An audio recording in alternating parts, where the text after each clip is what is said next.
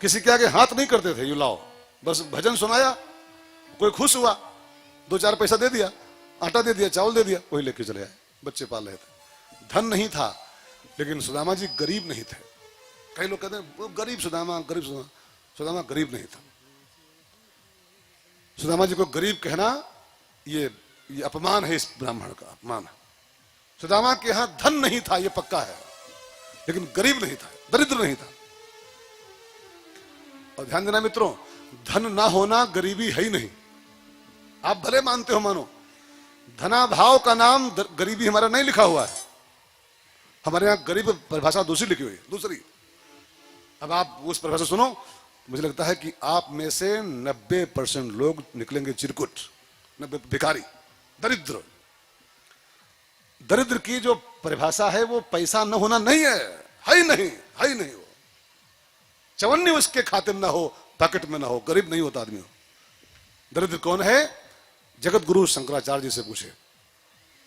उनसे किसी पत्रकार ने पूछा, कोवा दरिद्री, दरिद्र कौन है दुनिया में?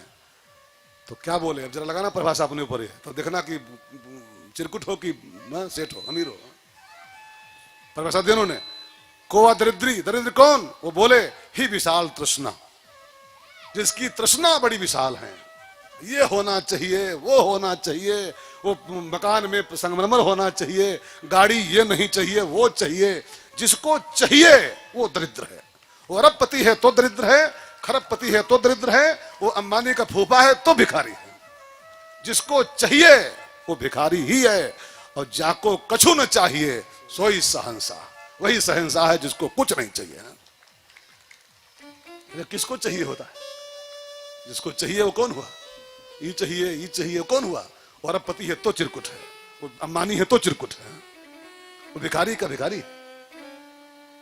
जिसको चाह गई, चिंता गई, मनुआ बेपरवाह, जाको कछु न चाहिए सोई सहंसा, वही सहंसा है, वही अमीर है, वही अमीर है संसार में जिसकी सारी तृष्णाएं समाप्त हो गई, सारी इच्छाएं समाप्त हो गई।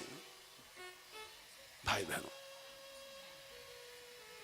एक महात्मा बोल रहे थे कि मंदिरों में 2 प्रकार के भिखारी जाते हैं। ध्यान देकर सुनिएगा। मंदिरों में, चाहे वैष्णो देवी, चाहे तिरुपति बालाजी, चाहे जो मंदिरों में 2 प्रकार के भिखारी जाते हैं। भक्त वहां रियर, भक्त कोई करोड़ों में एक पहुंचता है, करोड़ों में एक। 2 टाइप के भिखारी का खाली हो जाते हैं। कौन कौन? एक भिखारी सीढ़ियों पर बैठे होते हैं, मंदिर की बाहर सीढ़ियों पर होते ना, मंदिर में जाओ तो सीढ़ी के साइड में वो लिए झोली बैठे होते हैं। और एक भिखारी अंदर खड़े होते हैं, वो सूट बूट वाले भिखारी, सूट बूट। और संत बोल रहे थे कि सीढ़ी के भिखारियों से वो भिखारी बड़े होते हैं। जानते हैं कैसे? जानते कैसे? सीढ़ी का भिखारी तो 2 रुपया पा जाए, 2 रुपया, वो संतुष्ट हो जाता है। भैया 2 रुपया पा गया, जियो भैया, जियो भैया, वाह भैया, काम हो गया हमारा। वो सीढ़ी भिखारी 2 रुपया पा जाए संतुष्ट, लेकिन वो भिखारिया सूट वाले वो 25 करोड़ पा जाए तो अभी और लाओ, और लाओ। अच्छा बताओ, बड़ा भिखारी कौन हुआ? बड़ा कौन हुआ? 2 रुपये में संतोष कर लिया वो बड़ा भिखारी है कि 25 करोड़ मांग रहा है वो बड़ा भिखारी? तो मुझे लगता है सीढ़ी के भिखारियों से भी बड़े भिखारी वो सूट बूट वाले होते हैं जो मंदिर के अंदर खड़े होते हैं। 25 करोड़ लाओ, एक मकान और दिवाओ, पीसीएस बनवाओ, आईएएस करवाओ। वो 2 रुपया पाया जय जयकार कर रहा है, और वो एक आदमी आईएएस और पीसीएस से कम डिमांड नहीं कर रहा है। ये करवाओ, वो करवाओ। बड़ा कौन हुआ भिखारी?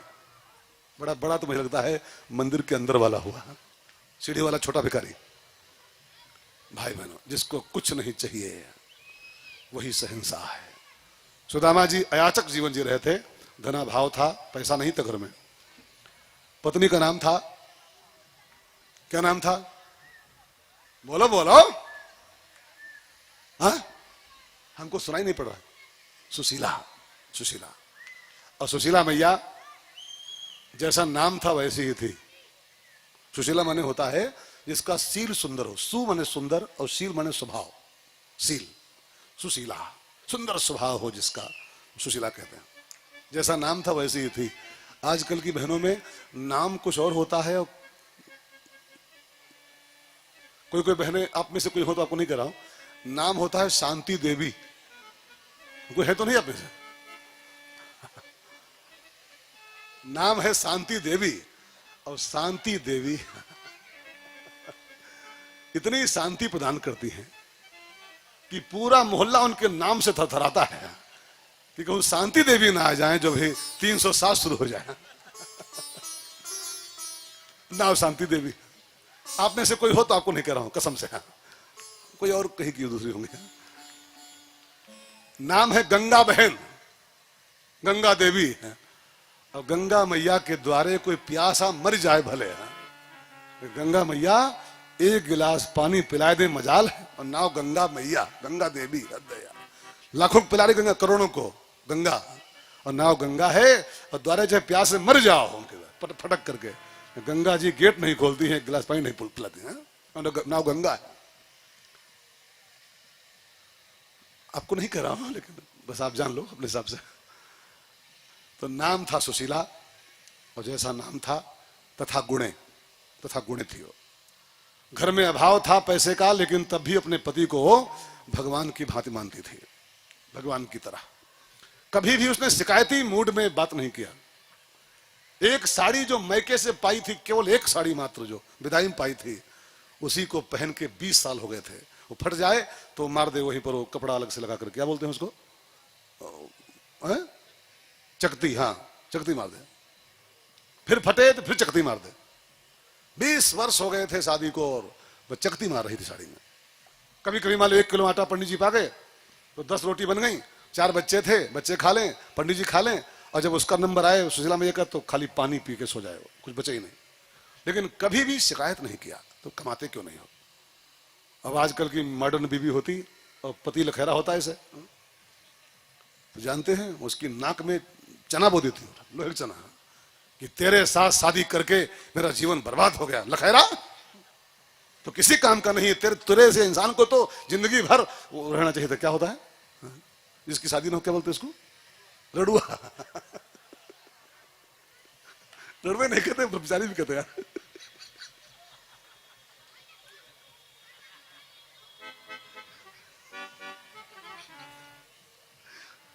तो प्रधान जी साफ ही साफ बोल दिया यार, तो बंद बंद बोलो। आजकल की होती तेरे ऐसे इंसान को जिंदगी भर रहना चाहिए था, वही आगे नहीं बोलूंगा मैं, मेरा जीवन तबाह हो गया तेरे साथ शादी करके, यही बोलती। तो सुशीला मैया कभी नहीं टांट कसी, पानी पी के सो जाए, एक साड़ी में जीवन काट रही है, कभी शिकायत नहीं किया। और भगवान के समान मानती भी है, मेरे परमेश्वर, मेरे पति परमेश्वर। ध्यान देना, पति सुख सुविधा लाला के पाते घर में, रोज नमकीन, रोज मिठाई, साड़ी, नथुनी और चैन, और तब पत्नी बोले आई लव यू खाक, लव यू खाक। धन्यवाद उस पत्नी को है जो पति अपनी पत्नी की कोई भी इच्छा ना पूरी कर पा रहा हो, कोई भी इच्छा, कोई सुख न दे पा रहा उसको हो, और तब भी नारी अपने पति को परमेश्वर मान के व्यवहार करती हो, वो प्रणाम के पात्र होती है। और वो साड़ी ला रहा है, और मिठाई का डिब्बा ला रहा है, और नथुनी बनवा रहा है, और तब लव यू बोल रही है। वो लव यू उसको नहीं बोल रही है, नथुनी को बोल रही है, वो साड़ी को बोल रही है। न लाओ तब बोले तब जाने। और मैंने आपसे एक दिन और कहा था, फिर कह रहा हूं, ट्राई करके देखो, 2 महीना मुट्ठी खींचो, तो जो आई लव यू बोलती है ना, 2 महीना कुछ न लाओ तो बोलेगी आई हेट यू। 2 महीने बोल पड़ेगी। वो प्यार आपको नहीं हो रहा है, भूल में जी रहे हो, खाली भूल में। और जो पत्नी माने कि हमारा हस्बैंड बहुत प्यार करता है, बहुत मूर्ख है। वो ख्वाहिश पूरी कर रही हो, उसको रोटी दे रही हो, उसके पांव दबा रही हो, कपड़े धो रही हो, चाय बना रही हो, तब लव यू बोल रहा है। वो बीमार हो जाए कोई बीवी ना, और 1-2 साल ठीक ना हो, तब लव यू बोले, तब माने मंदिर जाएगा, माने का प्रसाद कि जल्दी उठाए लो, बस अब उठाए लो, अभी 49 साल का अभी दूसरा हो जाएगा। हाँ, कहां गया लव यू? लव यू किसी को कोई नहीं करता है, सब लगे हैं अपने अपने मतलब से खाली बस। पति का पत्नी से काम चल रहा है, वो लव यू बोल रहा है, और पत्नी की पति से काम चल रहा है, उसको लव यू बोल रही हो। वो काम न चले तब लव यू बोलो, तब जाने कि आपका सच्चा प्यार है। सुशीला मैया परमेश्वर की तरह मानती थी, इतने निर्धन पति को भी। एक बार ऐसा मौका आया कि कुछ मौसम खराब रहा होगा कि क्या कारण रहा होगा, पंडित जी जाएं तो बेचारे लेकिन कुछ पाए नहीं। कर्फ्यू रहा होगा या इलेक्शन रहा होगा या कोई त्योहार रहा होगा या मौसम खराब, जो भी कारण रहा हो, 3 दिन बीत गए, पंडित जी जाएं और खाली हाथ चले आए शाम को। अब आए नहीं, कुछ तो बने नहीं। वो हैंड टू माउथ थे, आता था तो बनता था रोज का रोज। और 3 दिन बीत गए, कुछ अल्लाह नहीं पाए तो चूल्हे में आग नहीं पड़ी। अब 4 बच्चे भी थे पंडित जी के। वो एक बच्चा 6 साल का, एक 4 साल का, एक 3 साल का, एक 2 साल का, ऐसे बच्चे थे, छोटे छोटे बच्चे थे। अब 3 दिन से जब भोजन नहीं पाए बच्चे, तो बच्चे सब रो पड़े। जो छुटका था वो 2.5-3 साल, वो तो बेहोश हो गया, 2 साल वाला। माँ भोजन लाओ, हमको चक्कर आ रहा है। देखो, बड़े लोग पानी पी के सो सकते हैं, लेकिन बच्चों को तो खाना चाहिए होता है।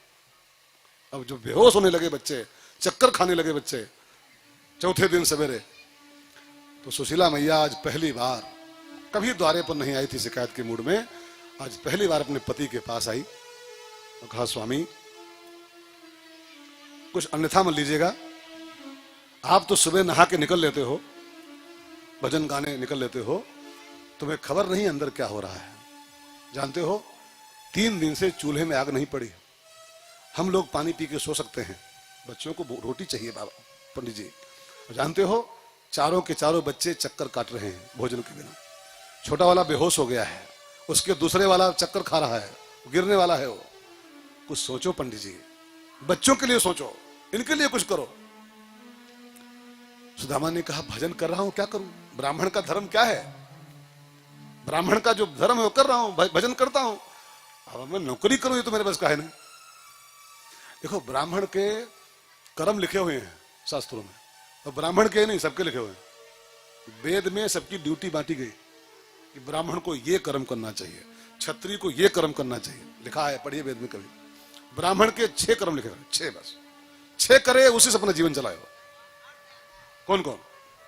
वेद में, ऋग्वेद में मंत्र है, यज्ञ करना, यज्ञ कराना, दान देना और दान लेना, और अध्ययन करना, मैंने वेद पढ़ना और वेद पढ़ाना। ये 6 काम ब्राह्मण लिखे हुए, 6 काम मात्र। इसी से उसको जीवन चलाना चाहिए अपना। कोशिश करें हम अपने अपने चलें स्वधर्म। रामायण में एक चौपाई है, सब नर करहि परस्पर प्रीति, लेकिन क्यों? चलहि स्वधर्म। हर इंसान राम राज्य में अपने अपने धर्म में चलता था, कोई किसी के फील्ड में अतिक्रमण नहीं करता था, इसलिए परस्पर प्रीति थी। अब आज हर फील्ड में अतिक्रमण चल रहा है, हर फील्ड में अतिक्रमण। जिसका जो धर्म निश्चित है वो अपने अपने काम में लग जाए आदमी।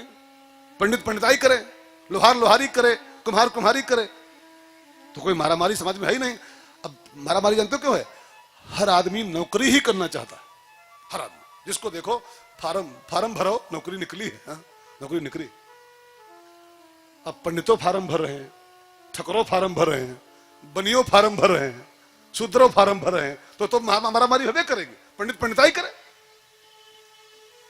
क्षत्रिय अपना काम करे, सिक्योरिटी करे समाज की हो, वैश्य व्यापार करे। अब पंडितों फार्म भरेगा और बनियों फार्म भरेगा और क्षत्रिय फार्म भरेगा, तो फिर इतनी नौकरी कहां मिलेगी? चलें स्वधर्म, सब अपने अपने धर्म में चलें तो परस्पर प्रीति अपने आप हो जाएगी समाज में। अब सब एक दूसरे की फील्ड में अतिक्रमण करने पर लगे हैं कि हम झपट ली, तो मारामारी होवे करेगी, ठीक है ना? तो सुदामा जी ने कहा, देवी भजन कर रहा हूं, क्या करूं मैं? ब्राह्मण का धर्म कर रहा हूं, बच्चे भूख से मर रहे हैं, नहीं मिल रहा है कुछ, मैं क्या करूं? आप ही बताओ क्या करूं, कुछ राय दो तुम ही। राय मांगी, अपनी पत्नी से ही राय मांगी, तुम बताओ क्या करें? तो सुशीला मैया ने एक राय दिया अपने पति को। कहा, स्वामी, कई बार आपने एक जिक्र किया है कि है मित्र आपके द्वारिकापति, है मित्र आपके द्वारिकापति, ये आपने ही बतलाया है मित्र आपके द्वारिकापति, ये आपने ही बतलाया है। उस धनी का मित्र दुखी जग में, उस धनी का मित्र दुखी जग में, कैसे उस धनी को भाया है, उस धनी का मित्र मित्र दुखी जग में। आपने कई बार जिक्र किया है कि आपका मित्र है सोने की नगरी का राजा द्वारिका नाथ। आपके क्लास फेलो रहे हैं बचपन में, और आपने कई बार कहा हमको बहुत मानते भी थे। स्कूल में हमको खिला के खाते थे, सुला के सोते थे, इतना प्यार करते थे ठाकुर जी मेरे साथ, और द्वारिकाधीश बने हैं वो। तो जिसका इतना अमीर मित्र हो, इतना अमीर सखा जिसका हो, इतना मानता भी हो, और उसके मित्र के बच्चे भूख से मर रहे हो, तो मेरी इच्छा है स्वामी एक बार द्वारिका जाओ, अपने मित्र के पास जाओ। इतना बड़ा आदमी है, थोड़ी कृपा कर देगा तो आप लोग हम लोग ठीक हो जाएंगे। द्वारिका एक बार जाओ, मित्र से मिलो। सुशीला की ये राय सुदामा जी को अच्छी तो लगी, लेकिन उन्होंने थोड़ी आंखें तरे ली। सुशीला, द्वारिकाधीश मेरा मित्र है, सोने की नगरी का राजा है, मुझे मानता भी बहुत, सब सही बात है, लेकिन मैं द्वारिका जाऊं मांगने, उसके बाद मांगने जाऊं मैं? तो जानती मेरा नियम क्या है, अयाचक। मैं मर सकता हूं लेकिन मैं मांग नहीं सकता हूं किसी के आगे। मैं मांगने जाऊं द्वारिकापुरी? सुशीला मैया ने कहा स्वामी आप अपने आप क्यों अर्थ लगा रहे हो? मैंने मांगने की बात कहां कही है स्वामी? मैंने कहा है मांगने जाओ, मैंने कहा है मिलने जाओ, आपका मित्र है, मुलाकात करने जाओ। और वो परमात्मा भी है, परमात्मा के आगे मांगना नहीं पड़ता है, परमात्मा के आगे खाली पहुंच जाना काफी होता है, वो सब जान लेता है इसको क्या चाहिए। और आप भी मित्रों इस बात को बिल्कुल गांठ बांध लो आज के बाद, कम से कम परमात्मा के दरबार में मांगने की कोई दरकार नहीं है, वो अंतर्यामी है। अंतर्यामी का मतलब जानते क्या होता है? अंदर तक की जानने वाला। मुंह से क्या बोल रहे हो छोड़ो, आपके अंदर तक क्या चल रहा है उसको भी जानता है। अंतर्यामी, अंतर्यामी। सो तुम जान हो अंतर्यामी। वो अंतर्यामी सब अंदर तक की जानता है। अब जो अंदर तक की जानता है उसके आगे मांग रखना, डिमांड रखना, जानते हैं कि उसके अंतर्यामी पने पर कलंक लगाने जैसा काम है। उसके चेहरे पर कोयला पोत के हम लोग आते हैं। मेरी विनती है भगवान के मंदिर में, दरबार में जब भी जाओ आप खाली पहुंच जाओ, यही काफी है। मांगना वहां नहीं पड़ता है। मांग करके आप उसको, उसके चेहरे कोयला पोत के आते हो, आपको लगता है धूपबत्ती करके आए हो, लगता है पूजा करके आए हो। नहीं, आप भगवान के चेहरे पर कोयला पोत के आए हो, अगर मांग लिए हो तो। अगर मांग लिए हो तो अंतर्यामी पने पर आपने कलंक लगा दिया उसके। उसको कहना पड़ेगा तब वो जान पाएगा अंतर्यामी किस बात का फिर हो। सो भाई बहनों, आप तो खाली पहुंच जाओ और प्रणाम कर लो, वो सब जान जाते हैं। एक बड़ा बढ़िया गाना था पिक्चर में, अब गाना फिल्मी है लेकिन अब संदेश बड़ा बढ़िया है, सुनो मेरे साथ गाओ सब लोग। खत लिख दे समरिया के नाम बाबू, कोरे कागज पे लिख दे सलाम बाबू। वो जान जाएंगे, पहचान जाएंगे, वो जान जाएंगे, पहचान जाएंगे। खत लिख दे सवरिया के नाम बाबू, कोरे कागज पे लिख दे सलाम बाबू। वो जान जाएंगे, पहचान जाएंगे, वो जान जाएंगे, पहचान जाएंगे। आप सोचो, जब संसार के प्रेमी को ये भरोसा है, वो संसार के प्रेमी को, कि मेरा जो संवरिया है इतना जानकार है मेरे बारे में वो, कि आप खाली कागज पे सलाम लिख दो कि मेरा सलाम, वो सब जान जाएगा। तो वो इतना बुद्धू है क्या कि आप खाली पहुंच के प्रणाम कर दो, मैं आ गया ठाकुर। आपके अंदर तक क्या है वो जान जाता है। फिर हम लोग मांग मांग करके उसके अंतर्यामी पने को कलंकित करके आते हैं। कहने को तो मंदिर गए थे, पूजा करने गए थे, लेकिन सच में आप भगवान के चेहरे पर कोयला पोतने गए थे। कोयला पोतने, उसके चेहरे पर कोयला पोत के आते हो। अगर मांग लिया तो आपने भगवान को कोयला पोत दिया चेहरे पर उसके। मांगने क्या जरूरत, उसको पता नहीं क्या यार, उसको सब पता है क्या चाहिए आपको। पहुंच जाओ खाली उसके सामने और उसको धन्यवाद बोलो, ठाकुर जितना तूने दिया है मैं इसके भी लायक नहीं था, इसके भी पात्र नहीं था मैं। सो भाई बहनों, सुशीला मैया ने कहा स्वामी मैंने मांगने की बात कहीं कही है, मिलने की बात कही है, अब तो मिलने जाओ। अंतर्यामी है, सब जान जाएगा। और जब मिलने की बात केवल रह गई, खाली मुलाकात करने जाओ। सुदामा जी चलने को रेडी हुए, कहा देवी जाऊंगा लेकिन कल सुबह जाऊंगा, कल सवेरे 21 तारीख को, 20 को नहीं जाऊंगा, 21 को जाऊंगा सवेरे, लेकिन एक शर्त है कि मित्र के यहां खाली हाथ नहीं जाना चाहिए। मैंने आपसे यहां तो नहीं कहा है, आप सुन लो ध्यान देके। शास्त्र कहता है कि संसार में 4 जगहें ऐसी हैं, 4 स्थान जहां पर खाली हाथ जाना मना है। वहां जब भी जाओ आपके हाथ में कुछ चाहिए, कुछ चाहिए। कौन कौन 4 स्थान, अब नोट कर लो ये सब बातें। 4 जगहों पे खाली हाथ जाना मना शास्त्रों के हिसाब से। नंबर 1, मित्र के यहां। मित्र के यहां जब भी जाओ, दोस्त के यहां अपने, बहुत पैसा नहीं है मिठाई भर का, तो एक 5 रुपया का पार्ले जी लेके जाओ। खाली पार्ले जी का डिब्बा लेके जाओ, नहीं उससे भी कम पैसा है, 2 रुपए की टॉफी ले लो पैकेट में एक। और जब पहुंचो तो उसके बच्चे बुलाओ, आओ भैया आओ, जाओ ले टॉफी खाओ, तब चाय पियो उसकी। ये शास्त्र की आज्ञा है।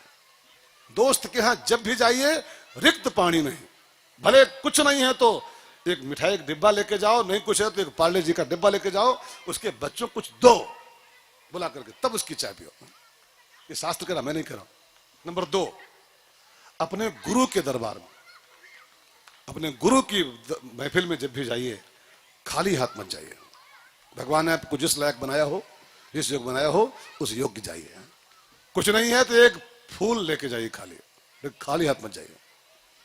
नंबर 3, तीसरा स्थान लिखा है शास्त्रों में, भगवान के मंदिर में जब भी जाओ, जब भी जाओ, जब भी जाओ, जितनी बार जाओ खाली हाथ मत जाओ। कुछ नहीं है तो तुलसी की पत्ती लेके जाओ, तुलसी दल लेके जाओ, खाली रिक्त पानी नहीं। खाली हाथ जाओगे आपकी यात्रा बेकार हो जाएगी।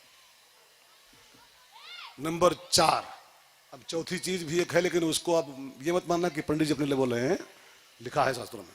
चौथी चीज लिखी है कि भगवान की कथा में जब भी जाओ, भगवत कथा में, राम कथा में जब भी जाओ, खाली हाथ मत जाओ। क्योंकि आप वहां कुछ पाने गए हो, कुछ लेने यहां आते हो, है ना। और जब कुछ लेने आए हो तो खाली ला न पढ़ो, कुछ देने का भी अभ्यास करो। भाई यहां आप क्या करने आते हो, यहां कुछ लेने ही तो आए हो। अब कुछ लेने आओ को देना जानो ना कुछ, तो आपको लेना बेकार हो जाएगा। शास्त्रों में लिखा है कि भगवान की कथा में जब भी जाइए तो नहीं कुछ है तो एक फूल लेके जाओ, व्यास गद्दी को अर्पित करो, उसके बाद बैठो सुनने के लिए। तो कुछ ले रहे हो कथा से, व्यास गद्दी से, और खाली ले रहे हो, देखो नहीं रहे हो तो ऋणी हो जाओगे, कर्जदार हो जाओगे। लाओ दा कुछ नहीं, लाओ दा के नाम पर ढुल्लू, ये अपराध है। यहां से कुछ ला, वहां कुछ दा। अब इसको सुन के मत मानना कि पंडित जी जुगाड़ कर रहे हैं अपना, जुगाड़ नहीं, लिखा है इसलिए बोल रहे हैं, लिखा है। तो मित्र के यहां जाना है देवी, खाली हाथ नहीं जाऊंगा, कुछ भेंट चाहिए। अब घर में तो कुछ था नहीं, अब पंडित जी को जिद्दी आदमी वो थे, खाली हाथ जाऊंगा नहीं, कुछ चाहिए भेंट के लिए। क्या दूं? उसने कहा पंडित जी कल जाना है ना, अभी तुम सो जाओ, रात हो गई, सो जाओ, हम इंतजाम कर रही हैं, सवेरे आपको भेंट मिलेगी, सामग्री मिलेगी भेंट की। पंडित जी सो गए। सुशीला मैया उनके सोते ही घर के बाहर निकली 10-11 बजे रात में, 10 बजे, और जाके अपने पड़ोस के 4 घरों से 4 मुट्ठी चावल मांग के लाए। उधार कह लो, मांग के कह लो, लाई भगवान के लिए। और उसको साड़ी का पल्लू फाड़ के अपनी कोना एक उसे बांधा, और 4 की 4 मुट्ठी चावल सवेरे पंडित जी को दे दिया। पंडित जी ये व्यवस्था हो गई है, जाओ भगवान को अर्पित कर दो, ठाकुर जी को, हमारी ओर से भेंट है। अब देखो, कहने को तो 4 मुट्ठी चावल है केवल, लेकिन 4 मुट्ठी चावल का अर्थ जानते हो क्या होता है? चारों पुरुषार्थ, धर्म, अर्थ, काम, मोक्ष। सुशीला मैया ने अपने चारों के चारों पुरुषार्थ भगवान को अर्पित कर दिए। तन मन धन सब है तेरा, और तेरा तुझको अर्पण, क्या लागे मेरा। अगर जरा भी उसके अंदर वो चालाकी होती ना, तो सोचती 4 मुट्ठी पाई हैं, अब बच्चे बेहोश पड़े हैं, तो ऐसा करें दूध भेज दें और दूध पका दें तो बच्चे खिचड़ी खा लें। हो सकता था कि बच्चे बेहोश पड़े हैं, 4 मुट्ठी मिले हैं, 2 मुट्ठी भात बना दें, खिचड़ी बना दें, बच्चे खा लें। 4 पाई चावल मुट्ठी, और 4 की चारों भगवान को भेज दिया, सर्वस्व, सर्वस्व। पंडित जी वो चावल की पोटली दबाए, चलने को रेडी हुए सवेरे। अब जानते हैं 4 दिन से भूखे हैं पंडित जी, आज दिन 5वां है, 5 दिन हो गए हैं, अभी पेट में अन्न नहीं गया है पंडित जी के।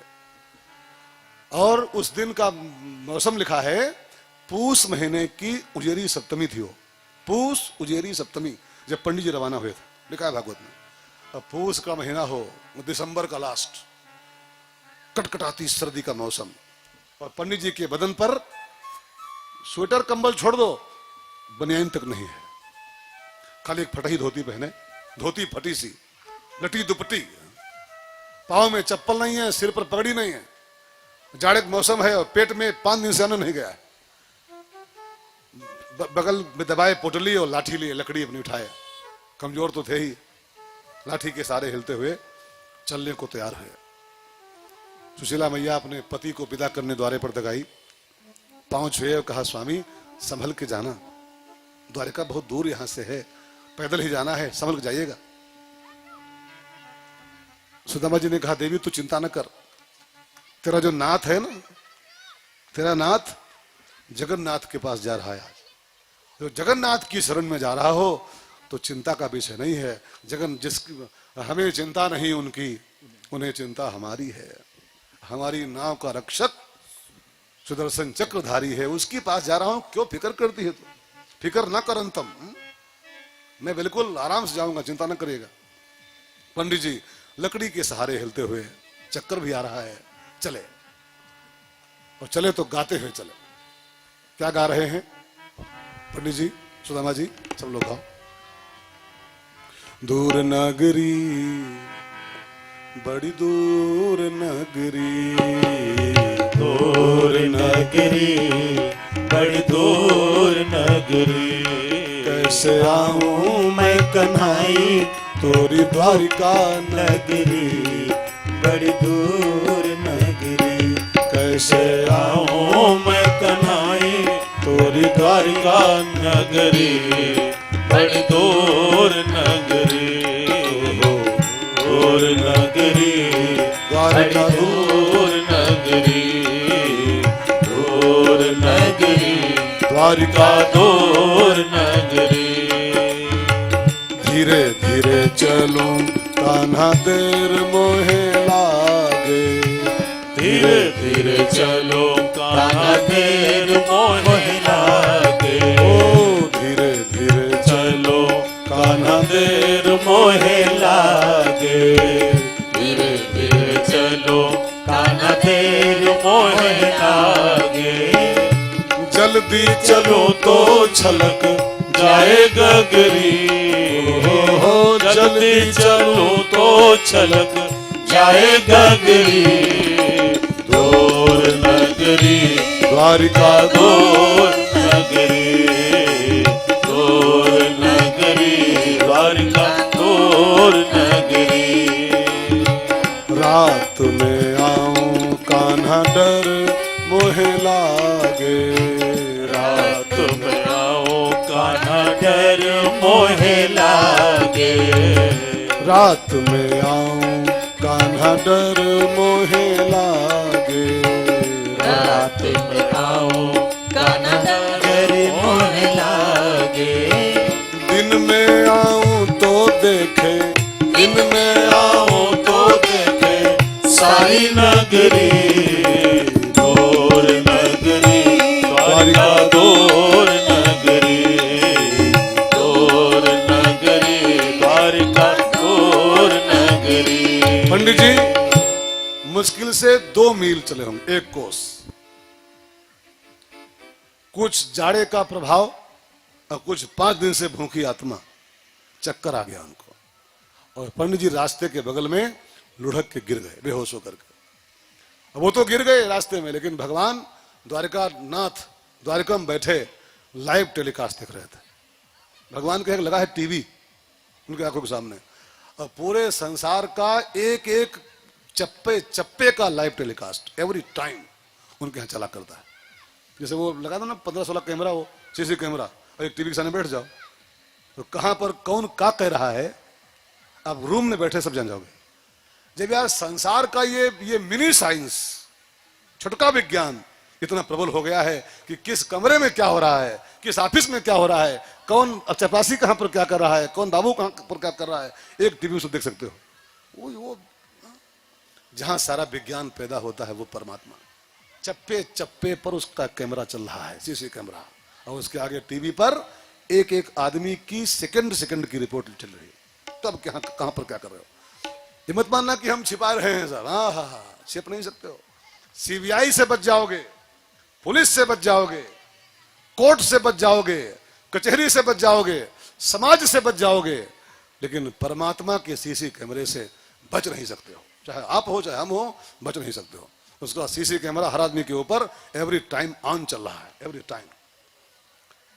भगवान देख रहे थे हमारा मित्र आ रहा है, रास्ते में गिर गया है वो, तो भगवान ने अपने गरुड़ जी को भेजा, जाओ उसको उठा लाओ, पंजुम दबाओ और आहिस्ता से लाओ, अल्लाह के द्वारकापुरी का जो गेट है ना वहां उतारो, और इतना मजे में लाओ कि जान ना पाए कैसे आ गया। अब गरुड़ जी उड़ते हुए गए, पंडित जी बेहोश पड़े थे, उनको पंजुम दबाया, आहिस्ता से लेके उड़े और धीरे धीरे लाके और द्वारकापुरी का जो गेट था उतार दिया। और पंडित जी लेटे बेहोश।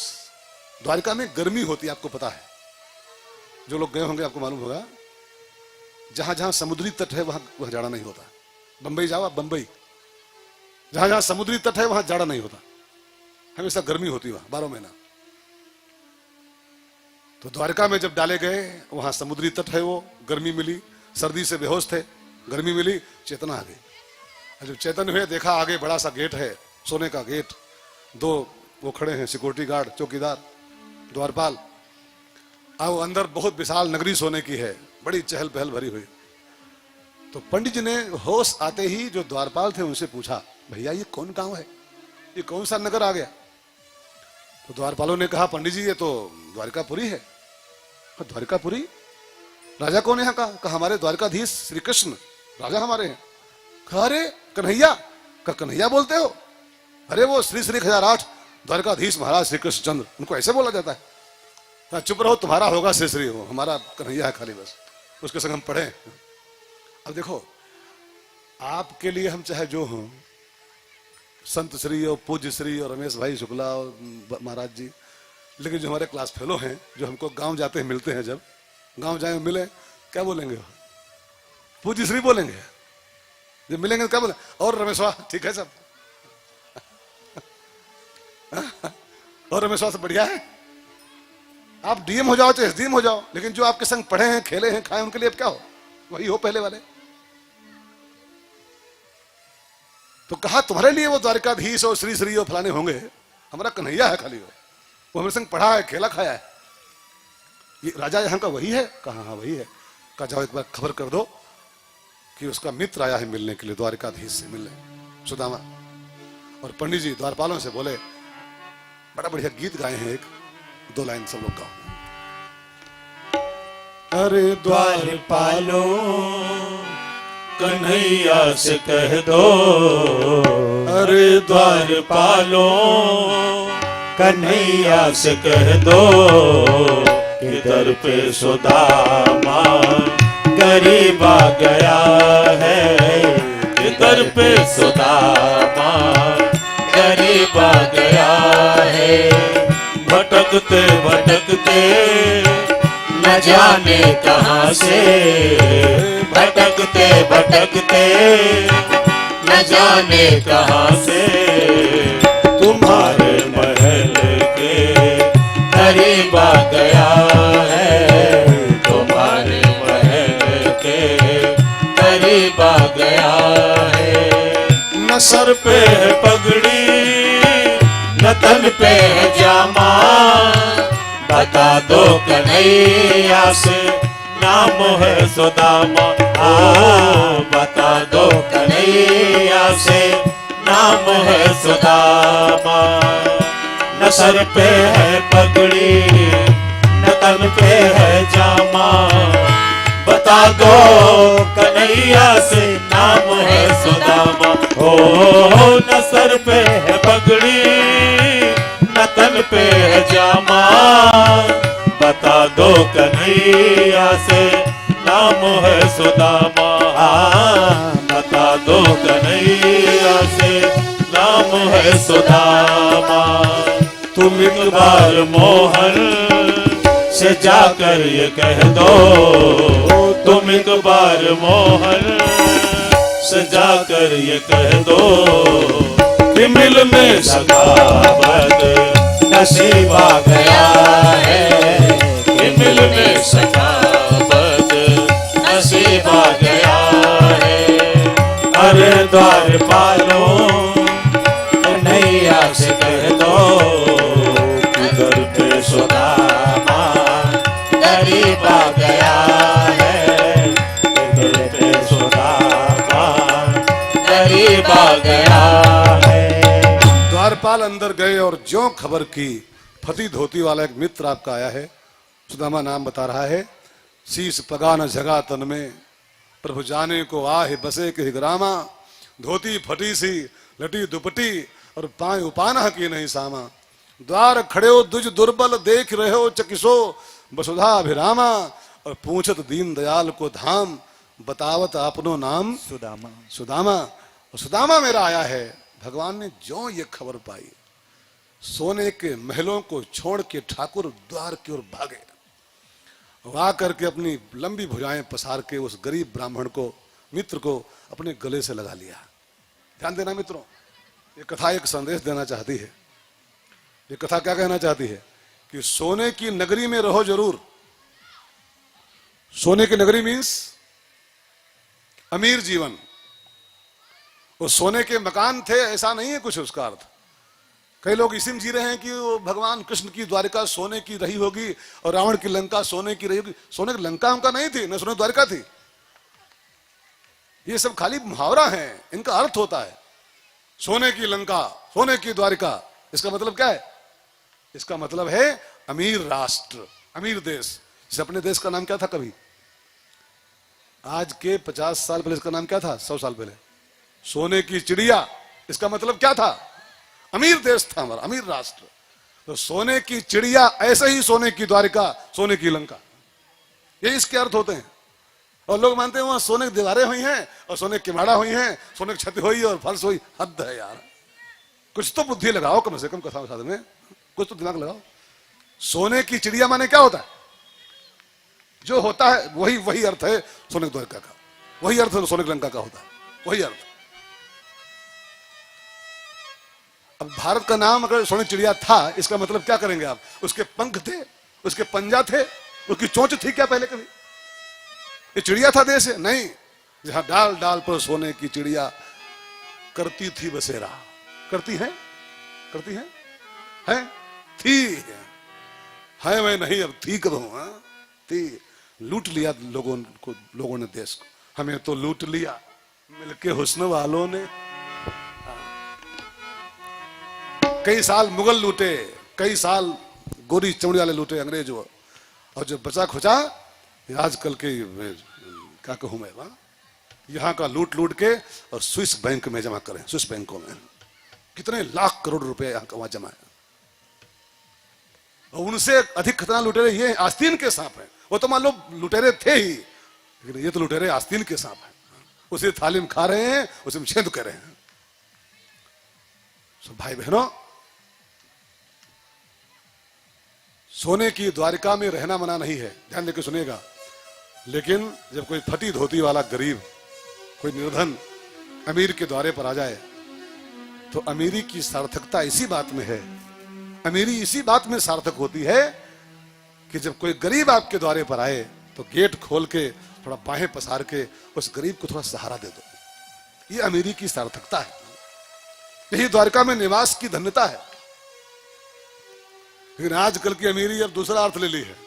आज का अमीर कुतवा पर 600 पर डे खर्च कर रहा है। कुतवा पर, कुत्ता पालेगा और दूध मंगाएगा, ब्रेड मंगाएगा, पकौड़ी मंगाएगा और बोलेगा जानते हो कुतवा पर 600 खर्च करता हूं पर डे, कुतवा पर। अब कोई द्वारे भिखारी आ जाए, आगे बढ़ो आगे बढ़ो दुनिया से, इसको अमीर बोलेंगे? अमीरी की यही परिभाषा है कि कुतवा पर 600 खर्च करे और गरीब को भगा दे से अमीरी है। इसको बोलेंगे निशाचरीपना। अमीर नहीं, राक्षस है, राक्षस प्रत्यक्ष वो आदमी। एक बड़ी बढ़िया शेर है साहब, शेर सुनिए साहब, सुनाओ। जिनके गेटों पर लिखा होता था कभी ये फरमान, आज के 25-50 साल पहले याद करो, जिनके गेटों पर लिखा होता था कभी ये फरमान कि मेहमान होता है हमारा भगवान के समान, अतिथि देवो भव, अतिथि देवो भव, ये हमारे गेटों की शोभा थी। लेकिन जमाने की तरक्की तो देखो हुजूर, ये अमीरी देखो इन अमीरों की कि उन्हीं गेटों पर लिखा है कुत्तों से सावधान, कुत्तों से सावधान। अब जिसके गेट पर लिखा हो कुत्तों से सावधान, वो अमीर है, राक्षस है, राक्षस, कि हमारे द्वारा कोई आने न पाए, हमारे गेट पर कोई पहुंचने न पाए। कुत्ता पाल रखा है कि कोई आवे वो कटवा खाओ के पट सके, कोई फटी लुंगी वाला आने न पाए थे कहीं, इसको अमीरी कहेंगे आप? ये 100% निशाचरीपना है, राक्षसीपना। आज का अमीर अमीर कम बचा है, राक्षस बहुत हो गया। अमीरी सार्थकता इसी बात में अमीरी की है कि कोई गरीब आपके द्वारे आए, उसको थोड़ा सहारा प्रदान करो, उसकी थोड़ी हेल्प करो।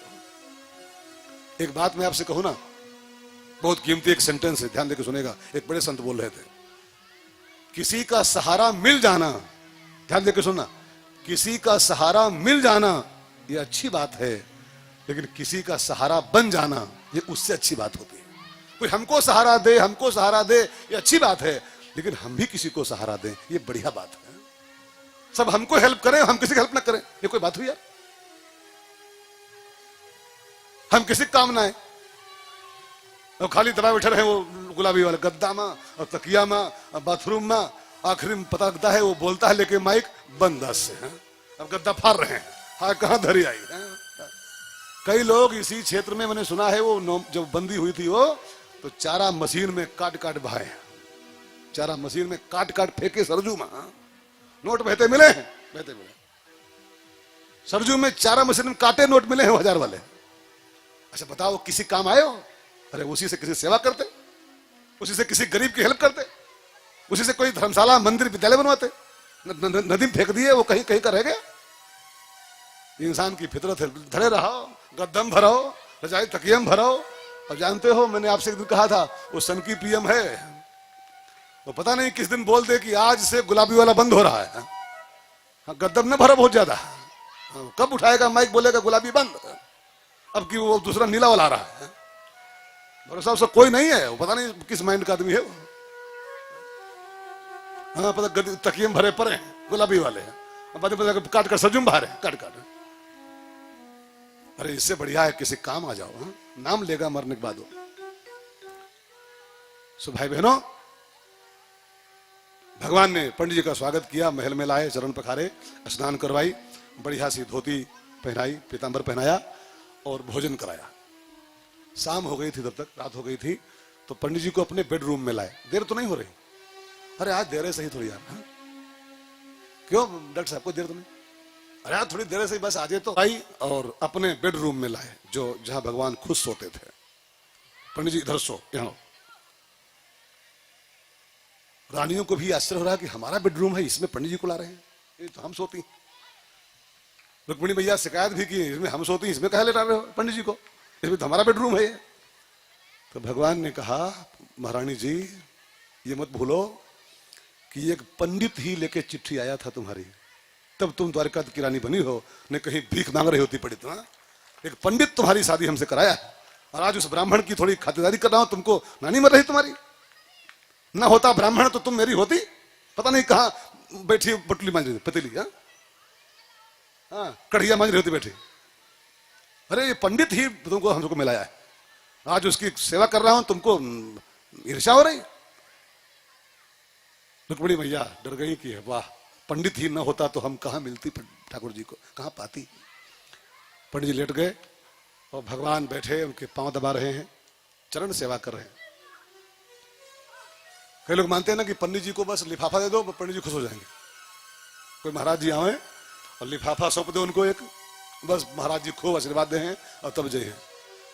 मैं आपसे बिल्कुल स्पष्ट बोलूं, खुला खुला बोलूं, स्पष्ट क्लियर कट, साधु महात्माओं को लिफाफा देके जो आशीर्वाद पाना चाहता है केवल लिफाफे से, ऐसे आदमी को आशीर्वाद जो मिलता है वो सफल नहीं होता है, वो फलीभूत नहीं होता है।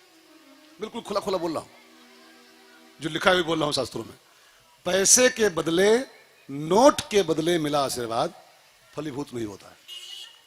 अगर आशीर्वाद पाना है, उसका फल भी पाना है, तो साधु महात्माओं की सेवा करनी चाहिए और सेवा करके उनका दिल पिघलाओ। और जब सेवा से आत्मा द्रवित होती है महात्माओं की, तब वो पिघली आत्मा जब आशीर्वाद बन के निकलती है, खुश रहो बेटा, तब फलीभूत होता है वो। लेकिन आज के इंसान की फितरत, अरे वो सेवा वो कुछ नहीं, बस लिफाफा ठूस दो बाबा खुश, लिफाफा ठूसो बाबा खुश। लिफाफा ठूस के वो भले आशीर्वाद दे देगा, फल नहीं मिलेगा आपको, हमारा पक्का विश्वास है, फल नहीं पाओगे। फल तो सेवा के बदले मिलता है, नोट के बदले फल नहीं मिलता है, फल तो सेवा से मिलता है। इसलिए मेरी विनती है साधु ब्राह्मणों की, जहां तक आपसे हो सके सेवा करने का प्रयास करना चाहिए। सेवा से जो पाओगे उसी का फल पाओगे। ये अगर सोच आपके अंदर बैठी हो ये, तो इसको आज से डिलीट कर दो कि अरे वो दे देंगे 500 बाबा खुश हो जाएंगे, 2100 दे देंगे बाबा खुश हो जाएंगे, 21 बाबा धर लेंगे और खूब देंगे भी, खुश रहा हो फलाना हो जाए, लेकिन वही कुछ ना, वही कुछ ना, ये पक्का है, वही कुछ ना। सेवा कीजिए, सेवा से संत पिघलता है, और जब पिघल के उसकी आत्मा बहती है, खुश रहो, तब फलीभूत होता है। तो भगवान ने पंडित जी के पांव पकड़ लिए, दबाना शुरू किया, और पांव दबा रहे हैं, बीच में कुछ बातें भी कर रहे हैं, और कुछ बातें पुरानी वाली करना शुरू किया। पंडित जी वो चना वाली बात याद है? वो गुरु माँ ने चना दिया था, वो तुम अकेले खा गए थे, याद है सब वो? पंडित जी की आंखों में आंसू छलकाए, मन ही मन रो पड़े पंडित जी, कन्हैया उसी का फल पा रहा हूं, तुम्हारा भी हिस्सा मैंने, कृष्ण माने भगवान, मैंने भगवान का हिस्सा खा लिया था। गुरु माँ ने कहा था ठाकुर जी को खिला के तब खाइएगा, मैं तुम्हें बिना खिलाए खा लिया था, उसी का फल भोग रहा हूं। ये सूत्र है, जो भगवान को बिना खिलाए खाता है वो कुछ ही दिनों के बाद चिरकुट हो जाता है। चिरकुट, चिरकुट समझते हैं? चिरकुट समझते हैं? जो भगवान को बिना खिलाए खाएगा, वो नोट कर ले, बहुत जल्दी वो दरिद्र होने जा रहा है। या जिसका दिया खा रहे हो, सोचो, जिसका दिया खा रहे हो उसको बिना खिलाए खा लो। कई लोग कहते हैं वो का दे रहा, हम कमाते हैं तो खाते हैं, कमाते खा को आप, कमाते भी कैसे हो, कमा रहा है तो कमा रहे हो। अच्छा, अगर हाथ चल रहे हैं तो कौन चला रहा? अगर आपके हाथ पांव चल रहे हैं, फर्ज करो 1 मिनट के लिए, आप मान लो कह वो का देता, हम दुकान करते हैं तो हम पा रहे हैं, हम सर्विस करते हैं तो हम पा रहे हैं। सर्विस आप करते हो, लेकिन कौन करवा रहा सर्विस आपसे? सोचो, मूल में कौन है? लकवा मार जाए नौकरी कर पाओगे? फालिज का आटे कभी रात को हो जाए, कल सवेरे दुकान खोल पाओगे अपने आप? मानते खाली हो, दुकान करते हैं तब पैसा आता है, तब ये दुकान खुलवाता है तब खोलते हो, सर्विस वो करवा रहा है तब कर रहे हो। फालिज मार जाए तो कर पाओगे आप? लकवा मार दे कर पाओगे आप? मार नहीं सकता है क्या? वो सबके मूल में भी बैठा हुआ है, और जो दे रहा है उसको बिना दिए खा लो, ये नमक हरामी है, शुद्ध शुद्ध नमक हरामी है। जो दे रहा है, जो खाने दे रहा है, उसको एक बार खिलाओ कि प्रभु तुम्हें निवेदित भोजन करही, तुम्हें निवेदित भोजन करही, प्रभु प्रसाद पट भूषण धरही, प्रभु प्रसाद पट भूषण धरही। एक बात मैं और कह दूं, बहुत कड़वी बात, वही खाने को दे रहा है, वही खाने दे रहा है, नहीं समझे? वही खाने दे रहा है, वही खाने को दे रहा है। रूठ जाएगा ना तो अरब पति लोग भी खाली लौकी पेर के पीते हैं। अरबपति लोग जाके देखो, पार्कों में, शहरों में आते हैं, कार 90 लाख की कार बैठ के, और पीते क्या है? लौकी प्यारो, न करेला प्यारो, न मिठाई खा सकते हैं, न रसगुल्ला खा सकते हैं, न बर्फी खा सकते हैं, करेला पिए मरे जा रहे हैं, पिए। अरबपति लोग हैं। मत मानना कि हम खा रहे हैं, वही खिला रहा है, वही खाने दे रहा है। रूठ जाएगा तो सब रखा रहेगा, खा नहीं सकते हो। हमारे रूम में आप आओ, मैं जहां रुका हूं हमारे कमरे में आओ, आम के पैकेट, थैलियां, मिठाई का डिब्बा, लड्डू सब पटे पड़े हमारे यहाँ कमरे में, गजे पड़े हैं, लेकिन आई कैन नॉट ईट। मैं आम खाली देख सकता हूँ, आहा दशहरी आम, क्या रसगुल्ला आए हैं, क्या इमरती आई है, खा नहीं सकता हूं। खा लूंगा मर जाऊंगा उसी दिन। ऐसी भगवान ने बीमारी कर दिया है, मिठाई देखो खाओ, खा नहीं सकते हो। अब देखो मिठाई पटी पड़ी है, खाना मना है। अब कोई कहे ना मिठाई तो हम खा रहे, खा आप खा रहे हो, वो खवा रहा है तब खा रहे हो। बंद कर देगा तो खाली पियोगे लौकी पेर पेर के। हाँ? तो जो खिला रहा है, जो खाने को दे रहा है, उसको एक बार खिलाओ, उसको भोग लगाओ। और उसको बिना खिलाए खाओगे तो जो हाल इस ब्राह्मण का हो गया है वही हो जाएगा। हाँ, वही होगा। जो भगवान को नहीं खिलाता है उसको चिरकुट होना पड़ता है जन्मांतर में। अब जो चने वाली बात याद कराई, पंडित जी थोड़ा उदास हो गए, उसी का फल भोग रहा हूं। तो भगवान ने टॉपिक चेंज कर दिया और कहा, पंडित जी छोड़ो चना वना छोड़ो, जल्दी बताओ कि आपकी शादी हुई, भाभी जी घर पे हैं।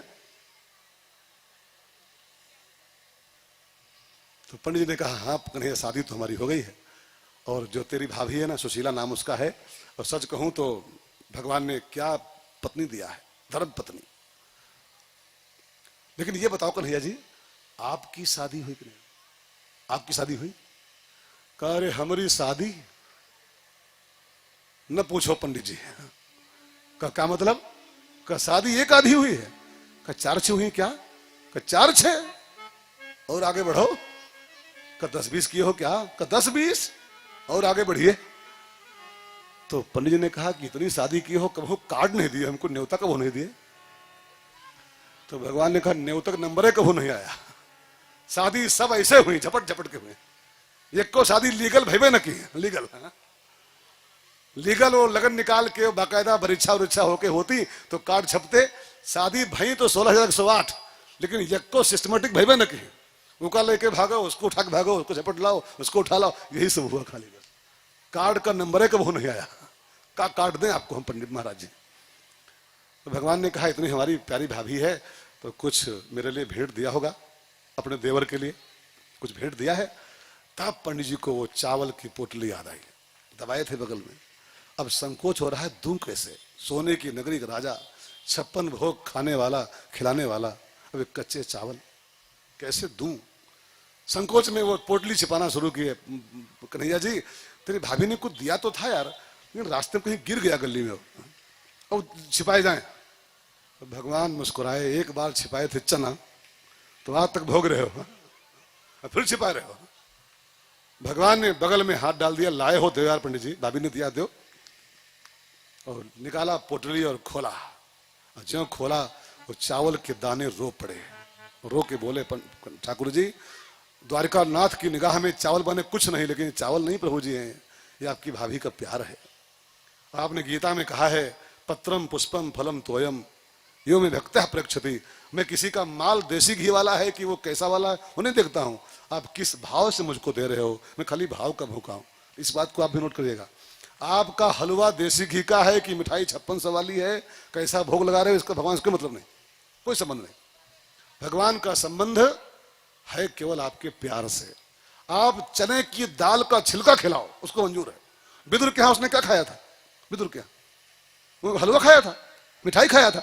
नहीं, वो साग का एक पत्ता खा ली, एक केले का छिलका खाली खा के विदुर के यहां से कृपा करके आ गया। वो आपकी मिठाई भूखा नहीं है कि देसी घी मिठाई लाओ 56 वाली, कि लड्डू भोग लगाओ मेरे लिए। वो तो कहता है, पत्रम पुष्पम फलम तोयम, पत्र पुष्प फल जल तुम्हारे पास जो है बस प्यार से अर्पित करो। ठाकुर तेरा तुझको अर्पण क्या लागे मेरा, मुझको वही चाहिए।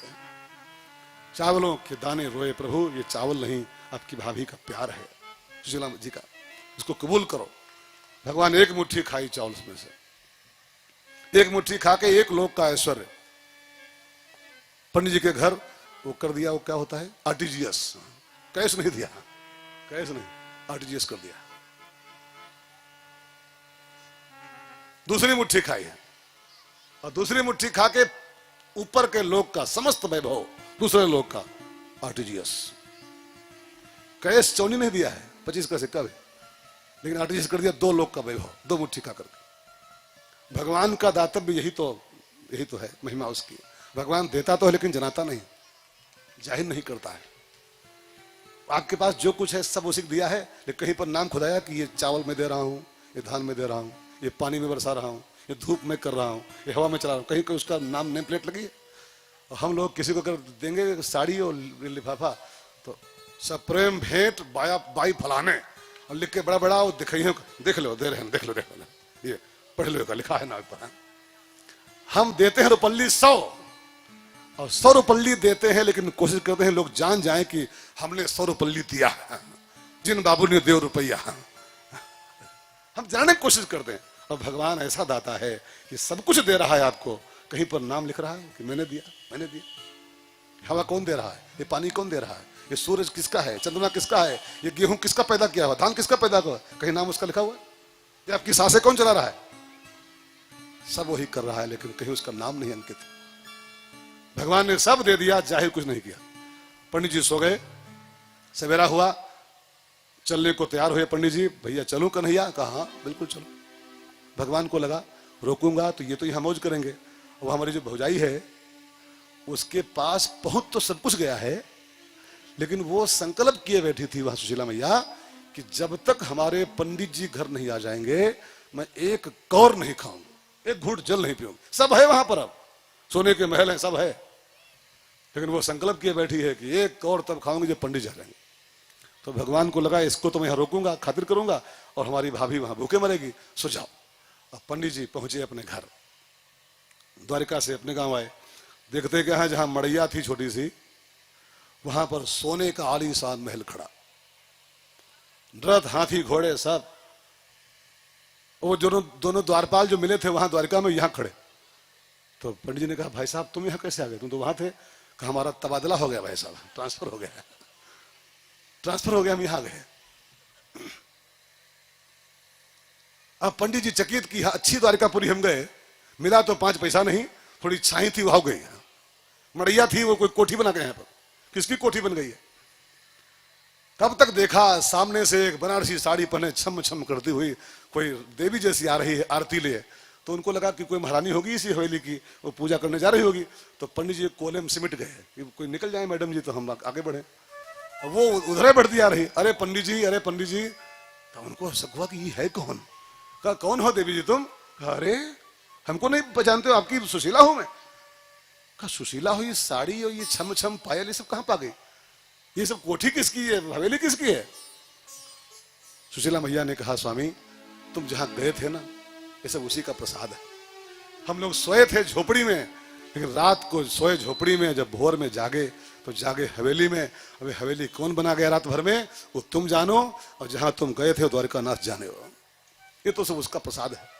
आप पंडित जी की आंखों में आंसू आए, ठाकुर मुझे तूने मालिक बहुत कुछ दिया है, मुझे तूने मालिक बहुत कुछ दिया है, तेरा शुक्रिया है, तेरा शुक्रिया है। ये जायदाद दी है, ये औलाद दी है, ये जायदाद दी है, ये औलाद दी है। मुसीबत में हर वक्त इमदाद की है, मुसीबत में हर वक्त इमदाद की है। तेरा ही दिया मैंने खाया पिया है, तेरा ही दिया मैंने खाया पिया है। तेरा शुक्रिया है, तेरा शुक्रिया है। मुझे तूने मालिक बहुत कुछ दिया है, तेरा शुक्रिया है, तेरा शुक्रिया।